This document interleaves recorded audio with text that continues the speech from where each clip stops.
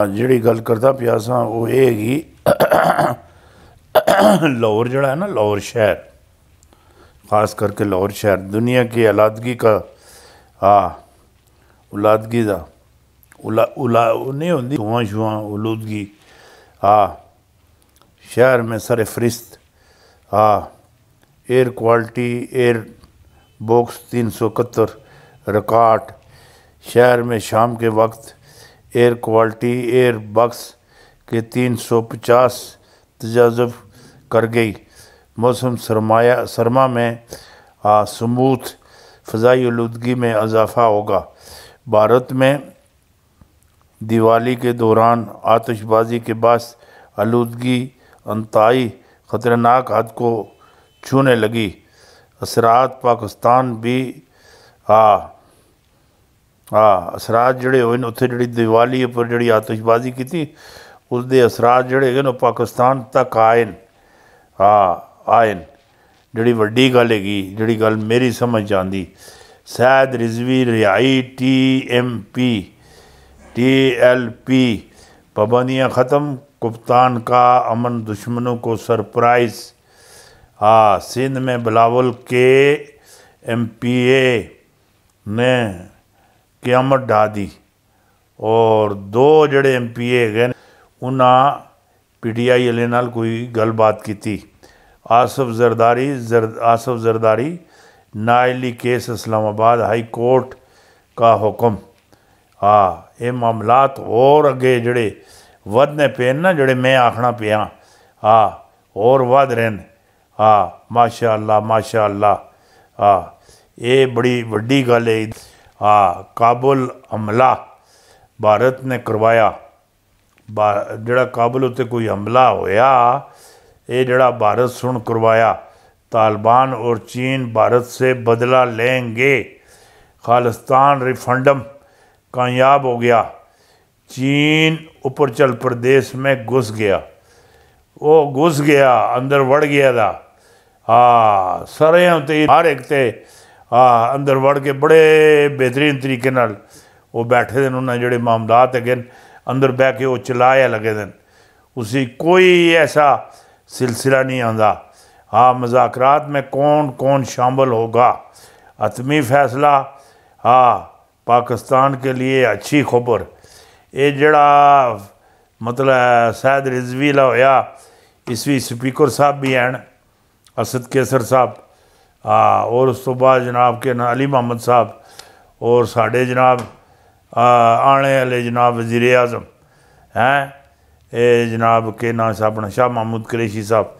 पाकिस्तान के लिए अच्छी खबर बहुत ही अच्छी और बहुत ही प्यारी जड़ी गल आखना पिया और समझने की कोशिश करो जड़ी गल तुहाडे नाल मैं करना जड़े मामलात मैनू नज़र आते हैं। मरियम नवाज शरीफ और शहबाज शरीफ में शदीद झड़पें सही झड़पां हुई। पाकिस्तानी फ़ोन कॉल से नवाज शरीफ की नींद आराम कर दी। राती सुत्या जनाब हैं ओ भाइया वो तेनों ही आख्या सी इस काकी नूं अपने कोल बुला हैं के बुला मेरे मत्थे लाई दिए हैं या मैनू बुलवा लै तो या उसे बुलवा लै ऐं तो मैनू ये गल लगनी मेरी काम खराब हो जासी। ये किसी गला नूं पाए तकमील तक पहुँचनी नहीं देंदी ये हर जगह ते कट्टी ते कट्टा दो ही खोल छोड़नी बल्कि मज़े नाल पूरा वाड़ा जड़ा भरिया होंदा सारा खोल के गली च वाड़ छोड़नी सारे रोला गोला पाते नहीं ये कट्टियां ते कट्टे किदे नहीं ये नहीं दसनी ये भैया नवाज शरीफ दिन मरियम नवाज दिन ये बड़ा ही बड़े मामलात इन्हां दे आपस विचों बन गए दिन हैं ये हुण मुड़ के ठीक नहीं होंदे। जिहड़ी चीज़ मैनू नज़र आती पई और जिहड़ी चीज़ मैं महसूस करना अफ़गानिस्तान सदर ने दैश को तालिबान से बड़ा ख़तरा करार दे दिया। दैश जड़ा बहुत बड़ा ख़तरा है और सिर्फ इस वास्ते बड़ा ख़तरा है ये जिहड़ी दैश हैगी ये दस्ते रास ये अमेरिका दी है हुण दैश खरासान के ग्रुपों ने तालिबान से नाराज़ अरकान को भर्ती कर लिया है। ये जड़े तालिबान ने जड़े नाराज़ ग्रुप है ना वो दैश विच वड़ गए। हाँ दैश ही वड़ गए। हाँ पहले भी पता नहीं टी है वो सन। हाँ फिर ये उधर वड़ गए तो की हो गया की हो गया। इस तरह तो कोई चीज़ भी। हाँ PTI की हुकूमत का कबल अज वक्त ख़ात्मा अपोजिशन को महंगा हाँ महंगा पड़ेगा। अगर मौजूदा हुकूमत कमज़ोर है तो अपोजिशन भी इंतहाई बिखरी हुई और कमज़ोर है। दोनों की कमज़ोरियों की वजह से खौफ है PP और मुस्लिम लीग नून नज़रियाती और एक दूसरे की सख्त मुखालफत हुकूमत के ख़िलाफ़ मुश्तरका हिकमत अमली ना बन सकी। इन्हों को कुछ भी नहीं होंदा कुछ नहीं होंदा। हाँ वो जी गल मैं आखी थी वो पक्की पक्की पक्की उसी कोई दो राह नहीं। मैं ही आखना ही दो राह नहीं। हाँ जी गल मैं आखना वो एक बजुर्ग एक हसन ना बुजुर्ग एक हसन वो पहाड़ी तो इंज लेंदे लेंदे लेंदे लेंदे मूँह ते कपड़ा भी रखा था इंज लेंदे लेंदे लेंदे लेंदे तले आए। एक बकरियां लासा बकरियां चरांदा पिया हैं वो तकना पिया कि बाबा आ रहा है। वो तले आए उन्हें इंज दरिया पर कपड़ा पाया तो कपड़ा किन के उन्होंने पार चला गया। वो बाबा बकरियां ला बाद भी पार भी दिखे तो इधर रार भी दिखे है कि अगर जिस तरह बाबा पार गया इंज मैं भी चला जावा मेरिया बकरियां भी पार चलिए जावन तो पार तो मेरिया बकरियां खूब राज भर के आवन। हाँ खूब रजन पार सब्ज़ा बड़ा है। हाँ बहुत सब्ज़ा है पार। वो फिर उत्थे बह के इंतज़ार करता रहा। बाबा आए नेरे नेरे फिर चढ़ के फिर चले गए हैं। फिर कोई 5-7 दिन ना आए 5-7 दिनों बाद फिर आए। वो बाबा बकरियां ला जाके जनाब उन्होंने पैर पकड़ के दिन कहने जी वास्ता होए जी मैनू भी नाल लै चलो। कहना हट पिछे हट।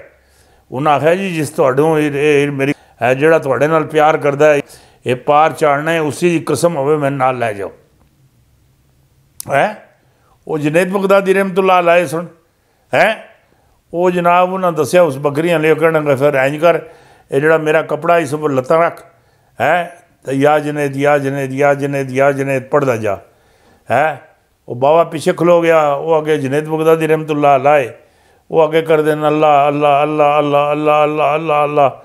वो जनाब अल्लाह अल्लाह पढ़ देन जनाब तो संडर भी पहुँच गए दरिया दे है। शैतान है कहने गए वो तुहाडे कोलों कुफर करवाया लगा अल्लाह दिया बंदिया बकरियां ले आखता हके कुफर करवाया लगा देखना आपके पढ़ना है। कहना आप अल्लाह अल्लाह तुहाडे कोलों के पढ़वांदा जुनैद जुनैद है ये कोई गल करने वाली तेरे को कुफर करवाया लगा तू भी अल्लाह अल्लाह पढ़। वो अल्लाह अल्लाह पढ़ना शुरू किया वो डूबना शुरू हो गया। वो पूछा जुनैद बगदादी रहमतुल्लाह अलैह सुनो के पढ़ना पे हैं। हाजी जो तुसी पढ़ने हो। कहना वो अल्लाह दिया बंदिया पहले मेरे ताणी पहुँच तो फिर उसको उस ताणी पहुँची हैं। ये जोड़े मामला तेनों दसे पहले मेरे तक पहुँच मेरे तक फिर उस तक बाद ही पहुँची।